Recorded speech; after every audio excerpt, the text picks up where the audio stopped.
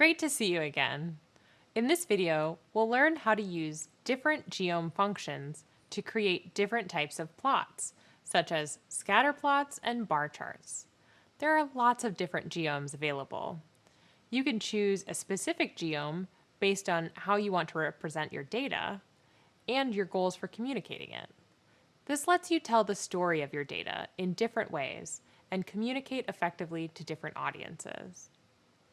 Let's start with two visualizations. Both visuals contain the same x variable and the same y variable. Both use the same data, but each plot uses a different visual object to represent the data. One uses points, the other uses a smooth line. In other words, they use different geoms. In ggplot2, a geom is the geometrical object used to represent your data. Geoms include points, bars, lines, and more. The geom_point function uses points to create scatter plots. The geom_bar function uses bars to create bar charts, and so on. To change the geom in our plot, we need to change the geom function in our code. For example, take the plot that shows the relationship between body mass and flipper length. The code uses geom_point to create a scatter plot. Let's log into RStudio Cloud and watch what happens when we change geoms. First, let's load the ggplot2 package and the penguins dataset. Now, we can put geom_smooth in place of geom_point.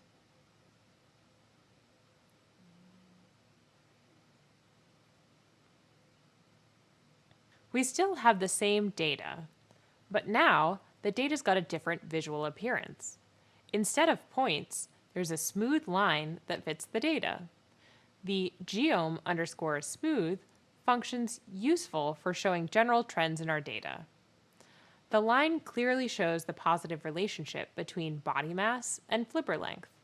The larger the penguin, the longer the flipper. We can even use two geoms in the same plot. Let's say we want to show the relationship between the trend line and the data points more clearly. We can combine the code for geom_point and the code for geom_smooth by adding a plus symbol after geom_smooth. Let's write the code and run it.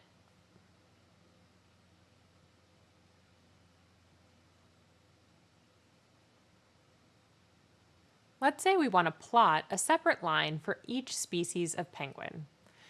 We can add the line type aesthetic to our code and map it to the variable species. Geom_smooth will draw a different line with a different line type for each species of penguin. The legend shows how each line type matches with each species. The plot clearly shows the trend for each species.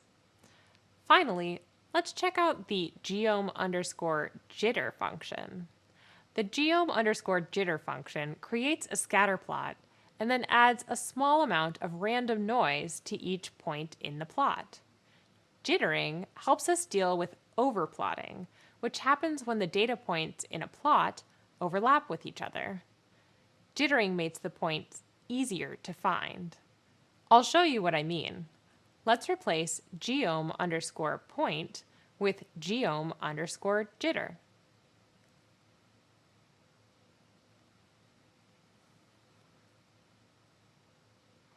Now that we've seen what ggplot2 can do with scatter plots, let's explore bar charts. We'll use the diamonds dataset that you're already familiar with. This includes data like the quality, clarity, and cut for over 50,000 diamonds. This dataset comes with the ggplot2 package, so it's already loaded. To make a bar chart, we use the geom_bar function. Let's write some code that plots a bar chart of the variable cut in the diamonds dataset.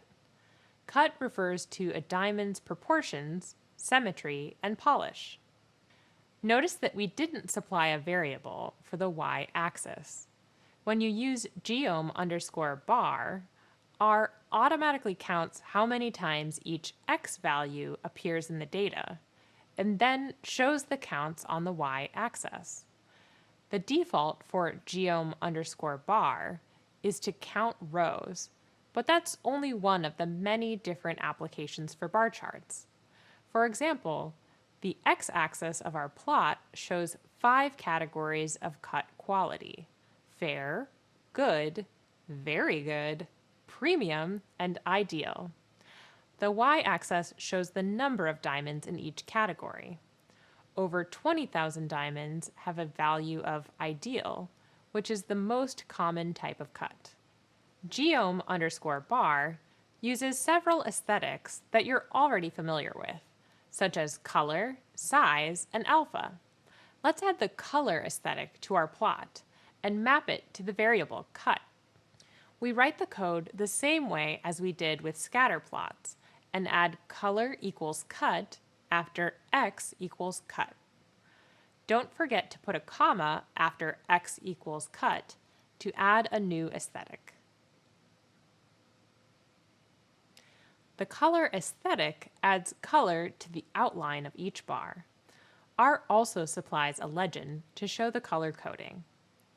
Let's say we want to highlight the difference between cuts even more clearly to make our plot easier to understand. We can use the fill aesthetic to add color to the inside of each bar. In our code, we put fill equals cut in place of color equals cut. R automatically chooses the colors and supplies a legend. That looks great. I really enjoy using the fill aesthetic. If we map fill to a new variable, geom_bar will display what's called a stacked bar chart. Let's map fill to clarity instead of cut.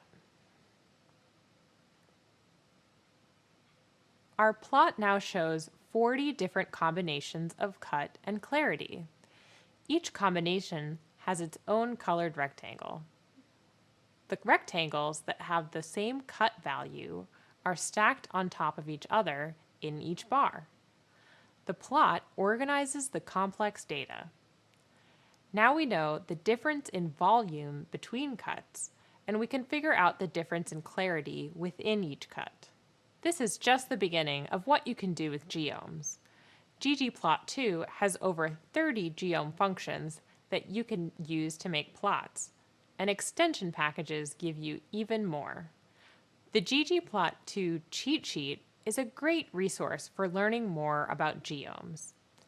As you move forward and do more advanced data analysis, you'll find plenty of new geoms to work with.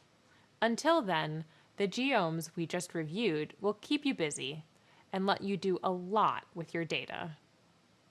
Coming up, we'll learn how to use the facet functions to display our data in different ways. Bye for now.